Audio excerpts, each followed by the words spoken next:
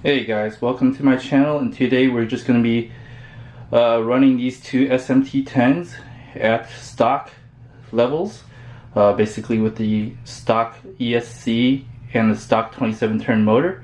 The only thing I've changed on this is the receiver because I'm using my own transmitter receiver combo. But it's a good chance to see how the stock performance is before we start going into our upgrade series on both of these trucks. 2, 3, go.